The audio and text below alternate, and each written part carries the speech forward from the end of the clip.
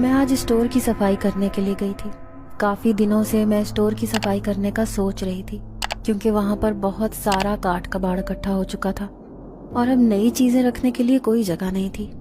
اس لیے میں نے سوچا کہ یہاں پر صفائی کر کے نئی چیزوں کے لیے جگہ بنا سکوں۔ میں نے الماری سے ساری ردی اور اخبار وغیرہ اکٹھے کر کے ایک جگہ رکھ دیے کہ اتنے میں الماری کے اوپر سے ایک کاپی نیچے گری۔ میں نے جھک کر اسے اٹھایا تو ایسے لگ رہا تھا جیسے یہ کاپی کافی عرصے سے یہاں پر پڑی ہے، کیونکہ اس کے اوپر کافی دھول اور مٹی جمی ہوئی تھی۔ میں نے اس کاپی کو کھول کر دیکھا تو اس کے اندر کچھ عجیب و غریب چیزیں بنی ہوئی تھیں۔ عجیب و غریب سے نقش و نگار تھے۔ میں نے اسے ایک سائڈ پر رکھا اور باقی کاٹ کباڑ کو اکٹھا کر کے ایک طرف رکھ دیا۔ میرا ارادہ تھا کہ صبح کوڑے والا آئے گا تو میں اسے یہ سارا دے دوں گی، اور اس کاپی کو اٹھا کر میں اپنے کمرے میں آ گئی۔ اماں کو میں نے ردی کے بارے میں بتا دیا تھا تاکہ ان کے بھی ذہن میں رہے۔ میں نے نہا کر کپڑے وغیرہ تبدیل کیے اور وہ کاپی کھول کر بیٹھ گئی۔ لیکن جیسے جیسے میں اسے پڑھتی جا رہی تھی ویسے ویسے میری آنکھوں کی چمک بڑھتی جا رہی تھی اور میرے ماتھے پر پسینے کے قطرے نمودار ہو رہے تھے۔ میرا نام سدرا ہے۔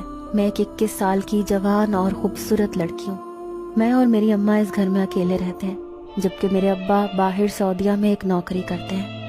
ہم نے ابھی یہ گھر کرائے پر لیا ہے۔ کچھ ہی عرصہ ہوا تھا ہمیں یہاں پر شفٹ ہوئے۔ آہستہ آہستہ گھر کی شفٹنگ کا کام مکمل ہوا تو اب ہم گھر کی صفائی کی طرف متوجہ ہوئے۔ میں نے ابھی حال میں ہی گریجویشن کیا تھا اور اب گھر پر فارغ ہی ہوتی تھی۔ آج کل امی کا شوق تھا مجھے گھرداری سکھانے کا۔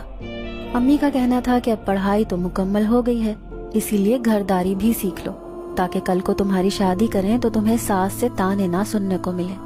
اور میں امی کی بات ہنس کر ٹال دیتی اور کہنے لگتی کہ آپ مجھے جہیز میں نوکر بھیج دینا، پھر مجھے ساس سے تانے نہیں ملیں گے اور کام بھی نہیں کرنا پڑے گا۔ میری بات سن کر امی بھی ہنس دیتی تھی۔ ہم دونوں ماں بیٹی ایک دوسرے کی دوست بھی تھیں اور سہیلیاں بھی۔